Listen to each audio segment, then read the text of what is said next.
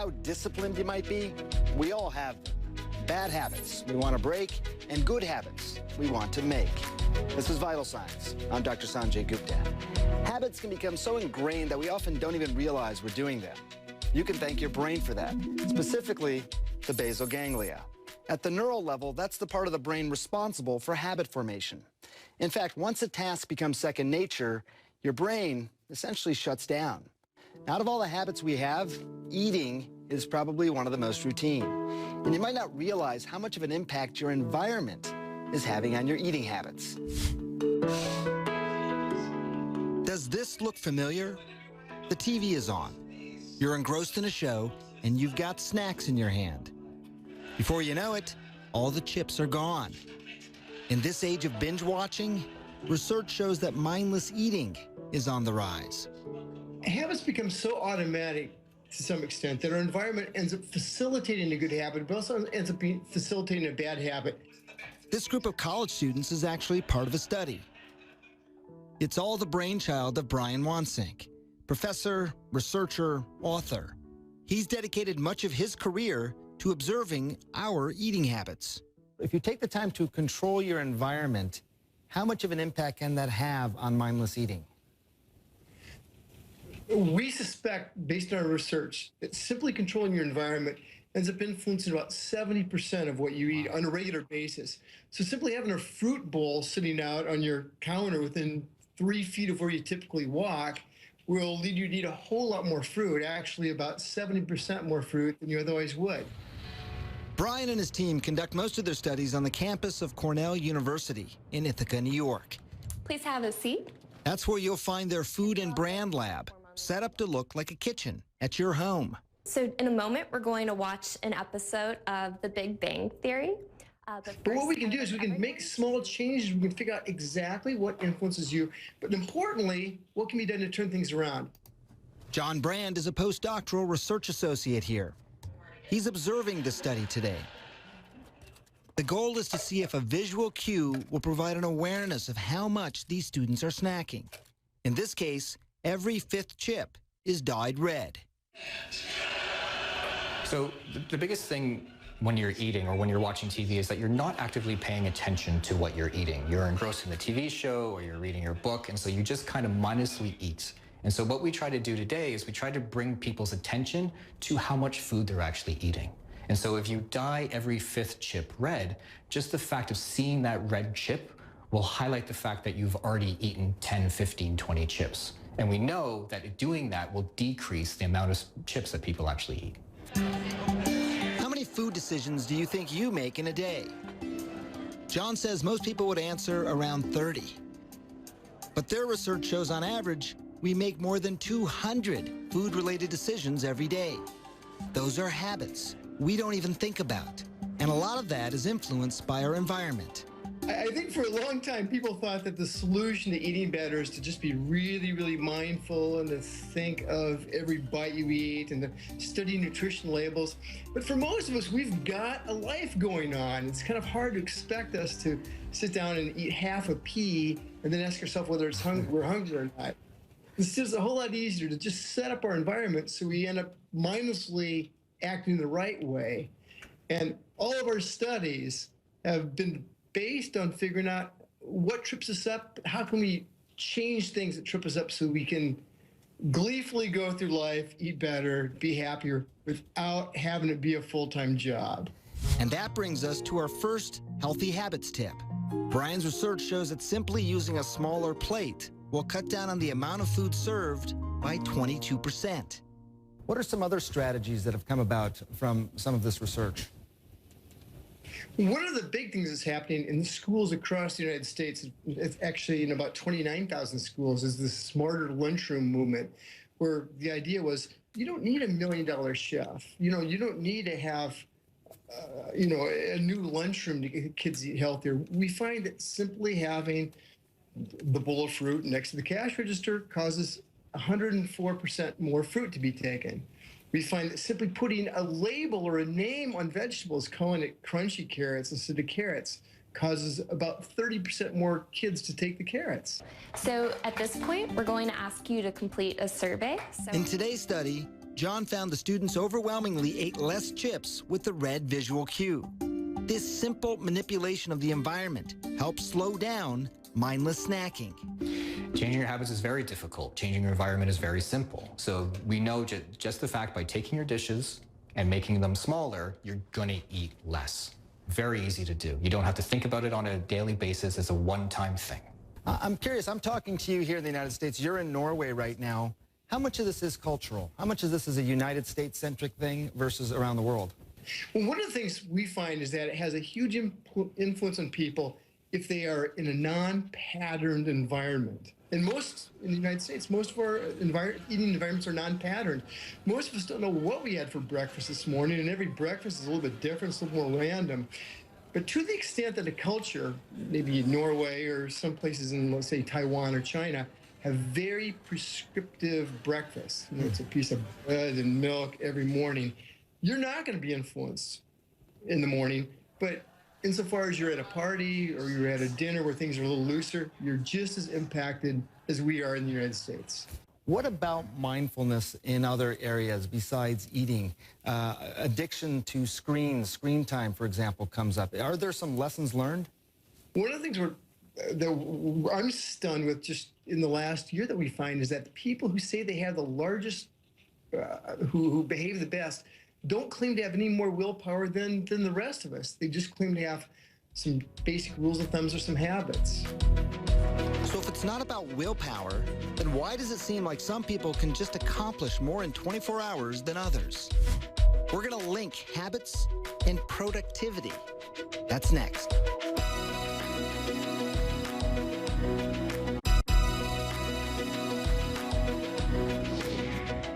Wonder what habits are common for highly successful people? Well, Mark Zuckerberg, CEO of Facebook, has said that he attacks his busy schedule proactively instead of reactively. Oprah meditates for 20 minutes twice a day, every day.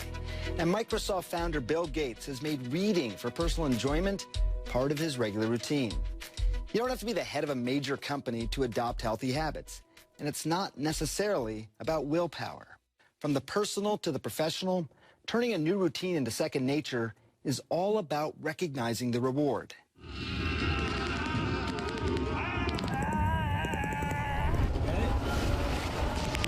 It's mid-morning outside San Diego, California.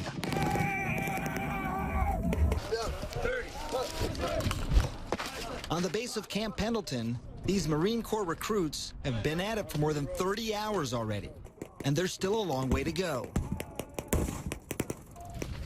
They are in the middle of the crucible, the infamous final 54 hours of boot camp. This isn't rest time! We're not taking a rest! By tomorrow, if they make it through, they will officially be United States Marines. Along the way, and throughout all 11 weeks of their training, they are making new habits and breaking old ones. So when it comes to breaking bad habits, one of the best ways to think about it is to think of it as changing a bad habit. Charles Duhigg is an investigative reporter with the New York Times. He's also author of the book, The Power of Habit. One of the things that we know from studies, neurological studies, particularly out of MIT, is that it's almost impossible to completely extinguish the neural pathways associated with a habit. So what we have to do is we have to change that behavior by recognizing that the cue is still going to be there, we're still craving the reward, but let's find a new behavior that we can insert that corresponds to the old cue and that gives us a reward that's kind of similar to the old reward. Charles spent years researching how habits are formed in our brains and how that influences our lives. Remember all that advice about altering your environment? It's not just for eating habits. Here's another example. After the Vietnam War, GIs came back, and we were stunned at how many heroin addicts were returning from Vietnam. And what they found was that these GIs, these soldiers, when they came back to the United States, the recurrence rate was actually quite low. Instead of close to 90%, it was closer to 5%. And they realized these soldiers were not just heroin addicts, they were heroin addicts in Vietnam.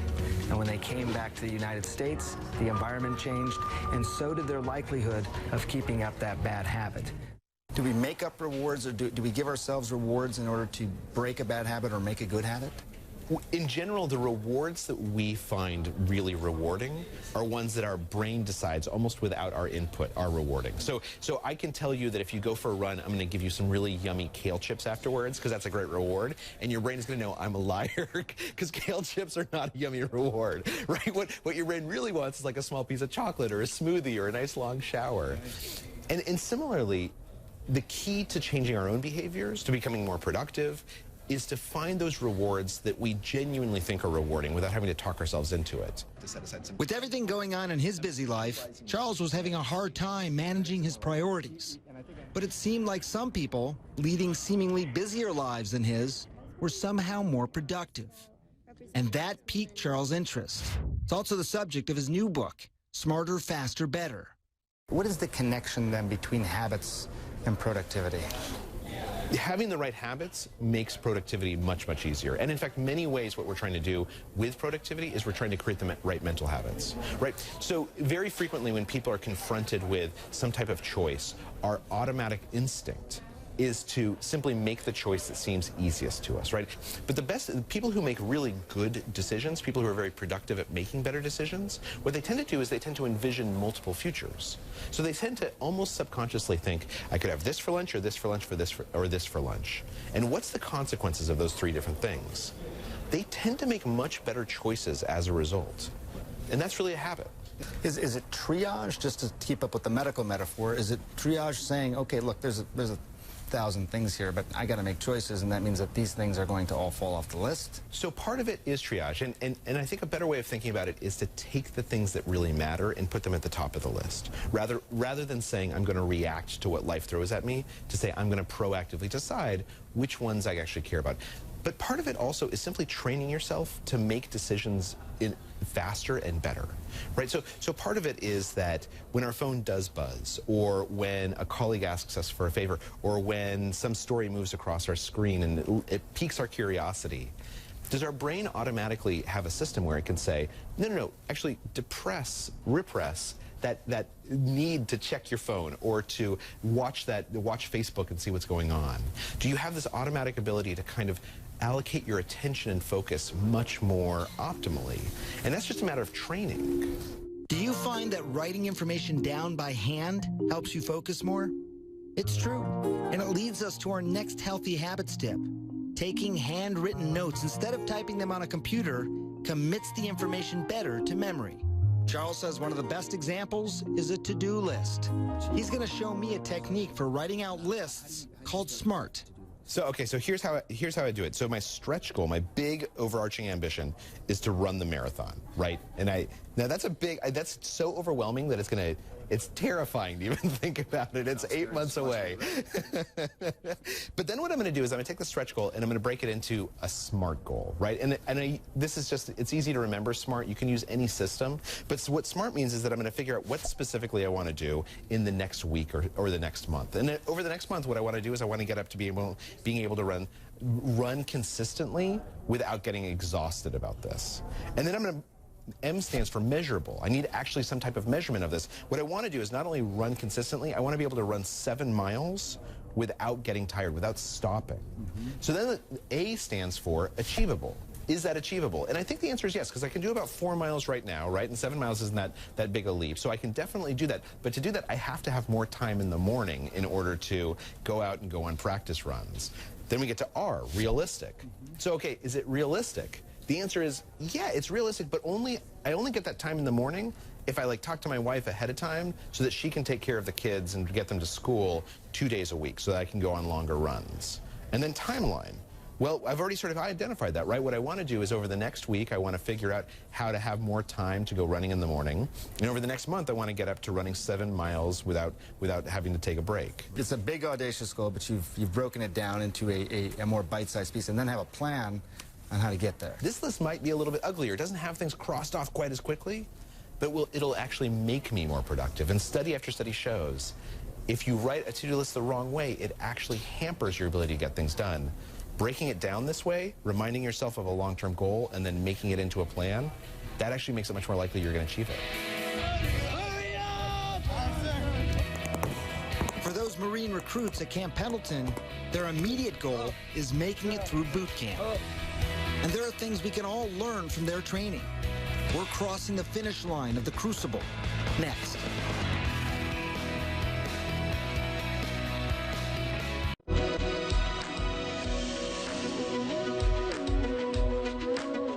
Breaking bad habits is one of these interesting things that psychologists have talked about for a really long time. Let me give you just a couple of things. Whether it's breaking a bad habit or creating a good habit, in the beginning, it's always sort of easy. It's the honeymoon phase. I can do this. I don't have to have ice cream every night. The problem is when you get to the first obstacle. What you got to do at that point is what's called a fight through. If you fight through this 2 or 3 times, you've now gone from the honeymoon phase into the second phase of creating good habits and breaking bad habits. But even after the fight-throughs, after you get through this a few times, you finally got to get to the phase where it becomes secondary nature. It can take weeks, it can take days, it depends who you are. But when you get to that secondary nature phase, the habit has moved from a more transient area of your brain to a more ingrained part of your brain. It just becomes part of who you are. For someone in the armed forces, training that becomes part of who you are can mean the difference between life and death.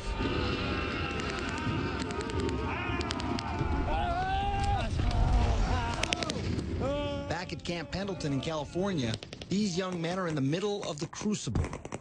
It's a grueling test of endurance, strength, teamwork. For 54 hours, the recruits get just 3 meals, 2 periods of 4-hour sleep, and complete 24 obstacles simulating combat conditions. At the core of the training is a concept called bias toward action. So bias towards action is about how we generate motivation. We know a lot about the neurology of motivation, and this phrase bias towards action actually comes from the Marines. A number of years ago, they were trying to reform boot camp for Marines, and the guy who was running the Marines, a guy named General Charles Krulak, read a bunch of research about locus of control. So it turns out that all of us have an internal or an external locus of control, and depending on which one we have, we either believe that we're in charge of our own destiny or that things happen to us and that we're powerless against them. To be motivated, to generate motivation, you have to believe that you're in control of your own destiny. And the way that we teach people that is by teaching them a bias towards action. That when I see a problem, I go and I solve it. That when someone gives me an assignment, I don't ask them how to do that assignment, I just go and figure out how to do it. That my first instinct upon seeing any type of situation is to act, is to assert myself. Because what I'm really doing is I'm proving to myself that I have control over this situation, that I have control over what's going on. And that triggers our sense of motivation within our brains. In just a few hours, you'll have the opportunity to become a Marine. You understand? Yes, sir. But first, you have to show that you have what it takes. You understand that? Yes, sir.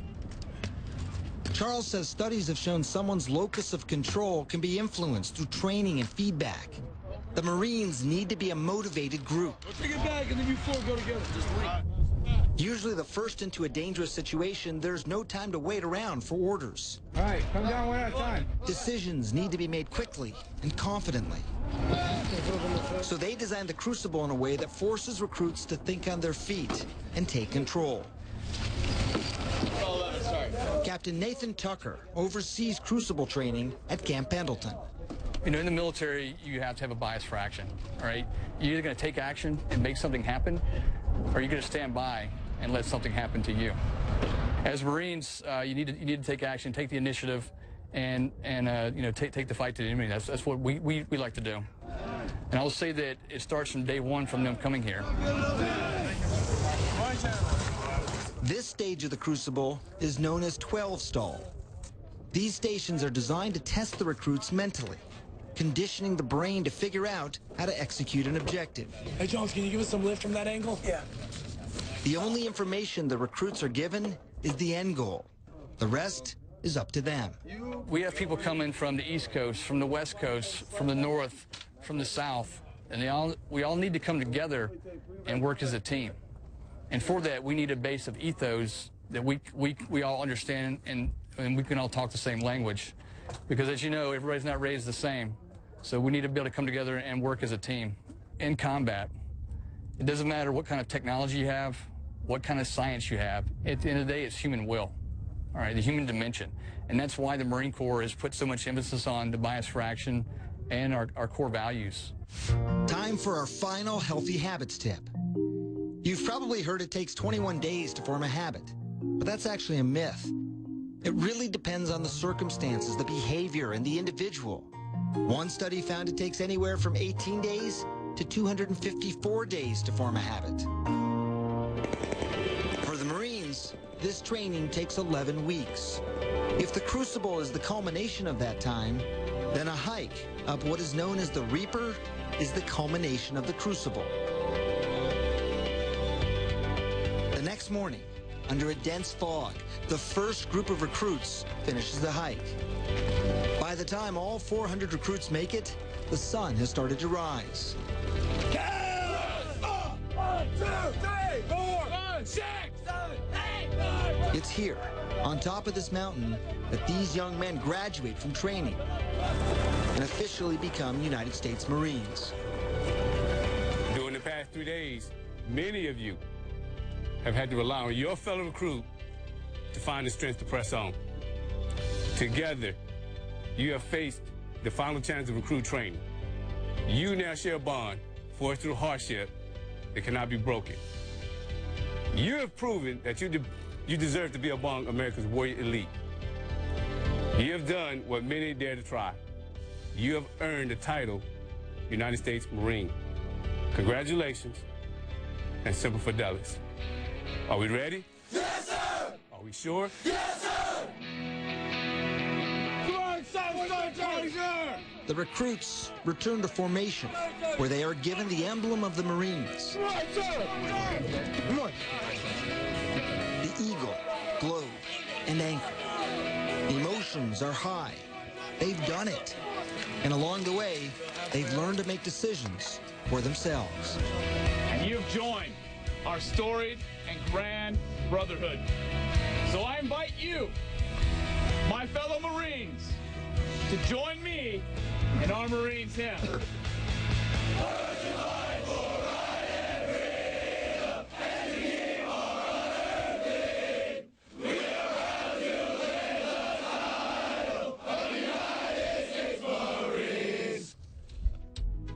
This idea of bias toward action isn't just for the armed forces. All of us can apply it in our everyday lives. When you're mindful of your actions, then you're in control. It will help motivate you to break bad habits and also make good ones. For Vital Signs, I'm Dr. Sanjay Gupta.